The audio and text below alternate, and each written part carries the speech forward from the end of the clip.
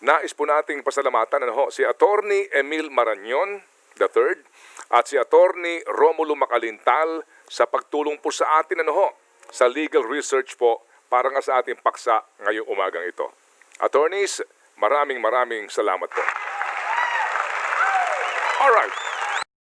Noong pong 2019 midterm elections, meron pong kabuuang 61,843,771 ang rehistradong botante.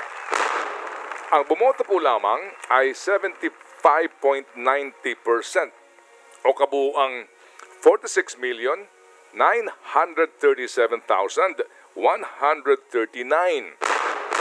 Sa kabuuang bilang po ng mga bumoto, 26.8 million lamang ang bumoto sa party list.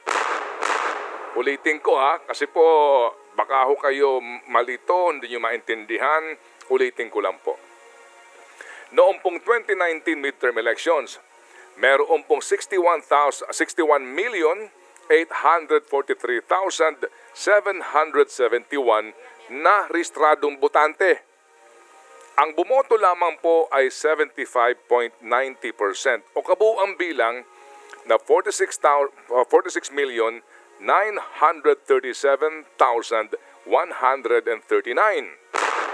Ang kabuuang bilang po ng mga bumoto, na iyon sa kabuuang bilang na iyon, 26.8 million lamang ang bumoto sa party list.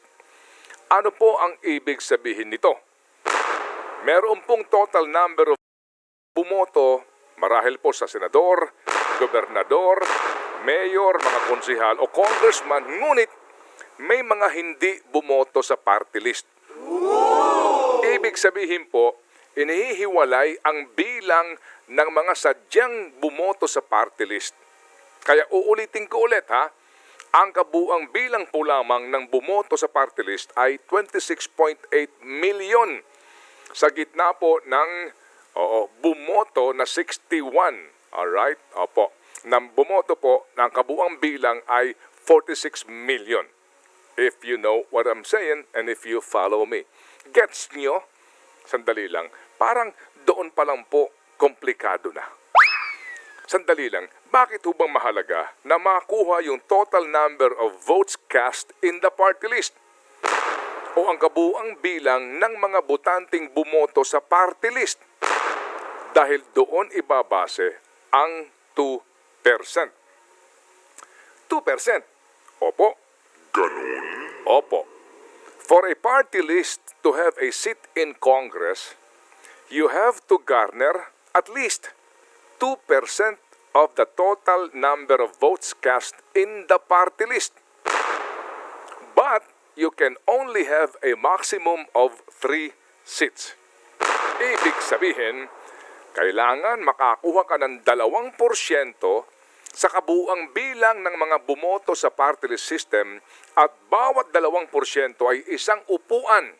Ngunit hanggang 3 upuan lamang kahit na lumagpas ang bilang ng dami ng boto mo doon sa itinatakdang 2% sa bawat upuan.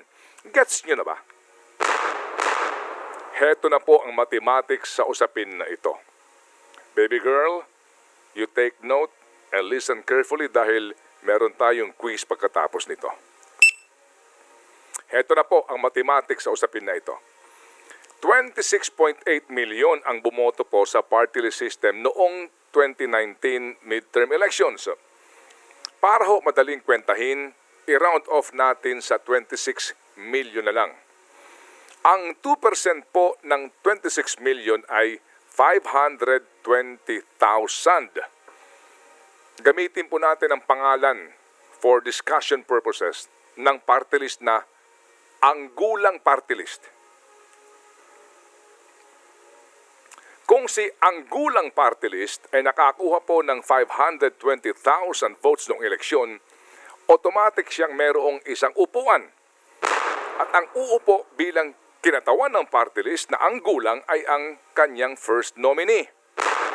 Kung nakakuha po siya ng 1,040,000 votes, meaning times 2 ng 520,000, Yan po'y katumbas ng 2 upuan. So, ang upo ay yung second nominee. At kung umabot na po ng 1,560,000 ang kanyang boto, makakaupo na po ang third nominee ni Anggulang Party List. Hanggang 3 upuan lang. Kahit na makakuha pa sila ng 3 milyong boto o ilang milyong boto. You know what I'm saying? Do you follow, class? Kaya sa Kongreso ngayon ay meron pong mga party list na nakakuha ng maximum 3 seats or just 2 seats or 1 seat. Tandaan po natin na ang komputasyon ng 2% ay laging nakasalalay sa dami po ng bumoto sa party list. At yan po'y nakasaad sa party list law. Tanong, papaano kung hindi umabot si Anggulang Party List sa threshold o batayan na 520,000 votes? Kung ang pagbabasehan po natin ay ang threshold na 520,000 votes, natural, hindi siya qualified na magkaroon ng ni isang upuan sa Kongreso.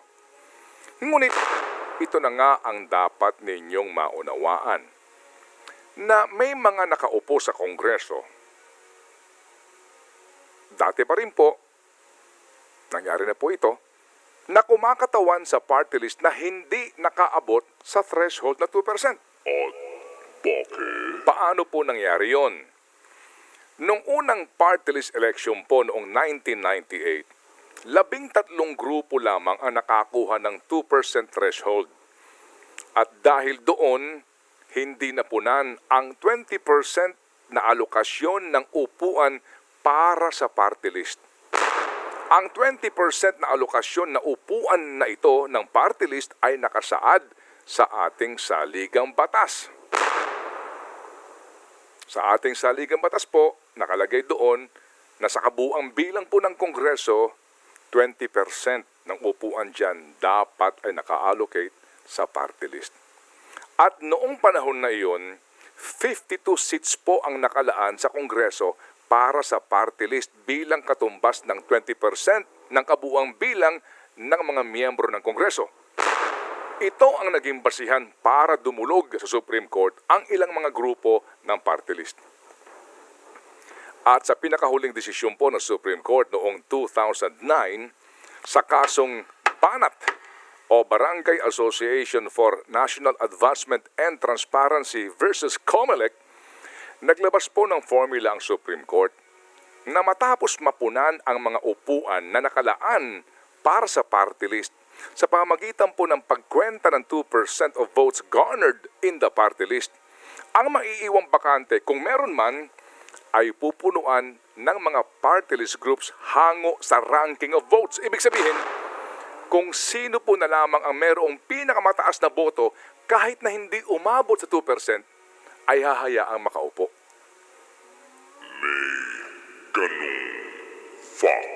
Klaro na po. Ang logic ng Supreme Court, para nga naman daw hindi maipagkait ng Kongreso ang nararapat na representasyon ng mga sektor na kinakatawan ng party list. Do you agree? You may not. But that is the Supreme Court speaking. Kahapon po nabanggit ko ang diwa ng saligang batas sa pagkakaroon po ng party list system. Ito po'y para nga magkaroon ng tinig ang mga marginalized at underrepresented sa Kongreso.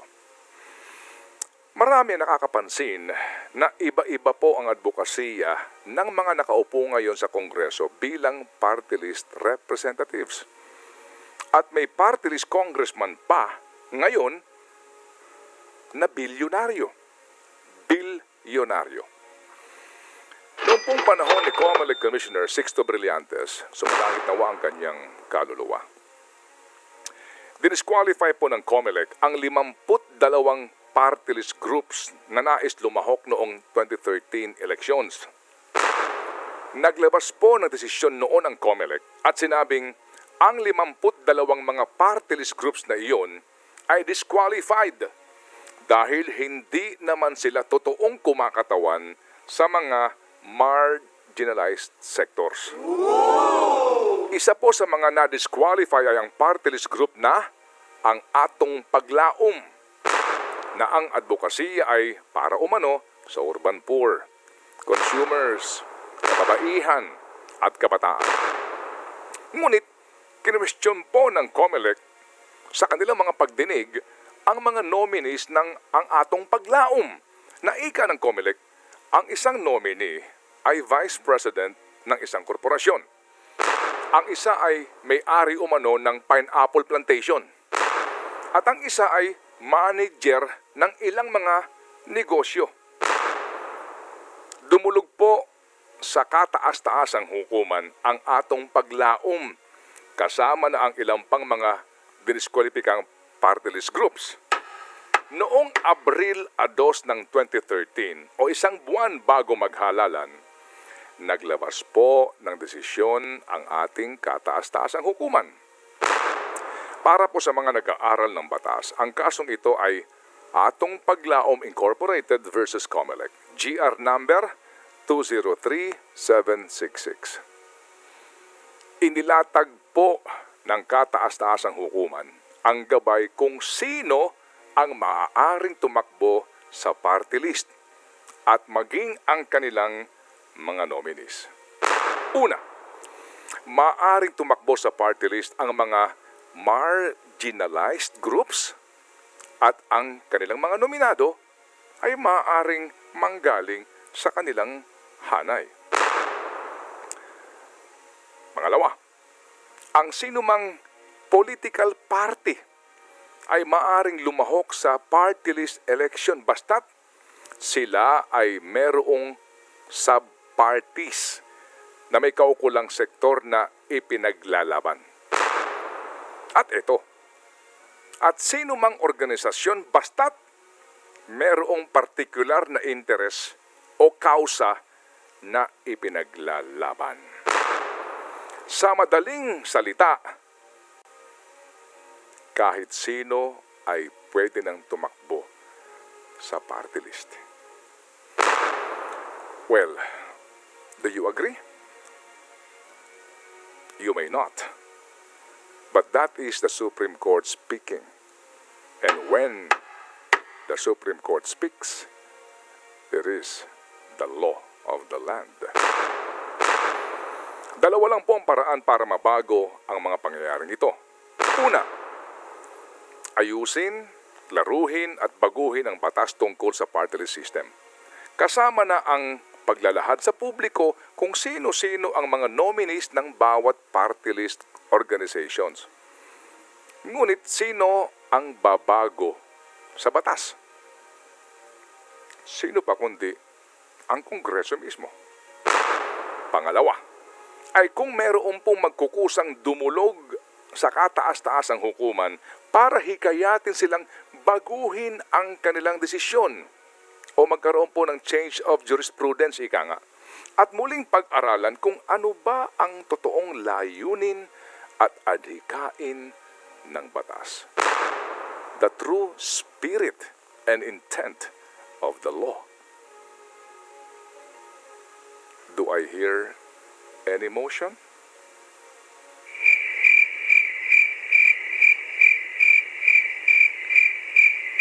Well, obviously, there is silence in the House. Noong pong 1998, ang aming kinatawan ay hindi marunong magsalita ng aming sariling wika sa probinsya. Kaya ang unang tanong ay, paano mo kakatawanin ang iyong mga nasasakupan kung hindi mo kayang bigkasin at unawain man lamang ang kanilang wika? How can you represent your people if you do not speak and understand their language? Ngunit, wala pong batas na nagbabawal dito.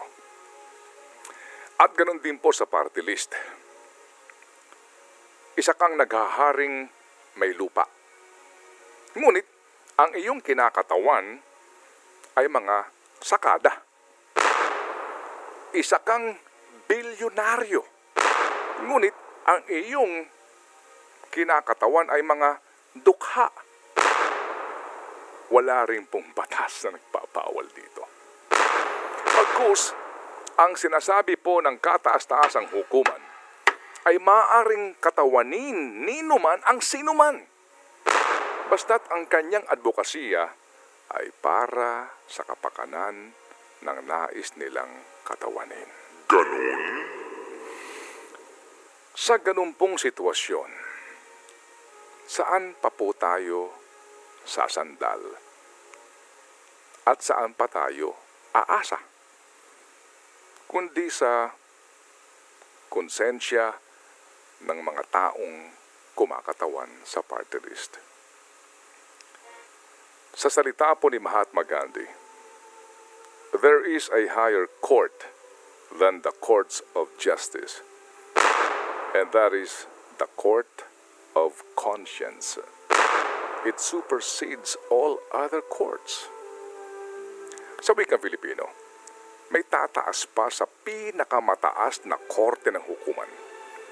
At ito ang ating konsensya. Ano mang salita ang ating bigkasin ngayon, gaano man ito kasakit, wala itong saysay. Hindi matitinag ang isang ulupong kung siya'y sadyang ulupong. Ngunit, masakit mang sabihin, nasa konsensya, talino at desisyon din ng ating mga mamamayan sa kanila po din nakasalalay ang diwa ng party list. At dito nga po napakahalaga ng pagpapakalat ng tamang informasyon para sa ating mga mamamayan. Magpapatuloy po ang ganitong sistema kung papayag ang nakararami. Ikaw, papayag ka ba? Think about it.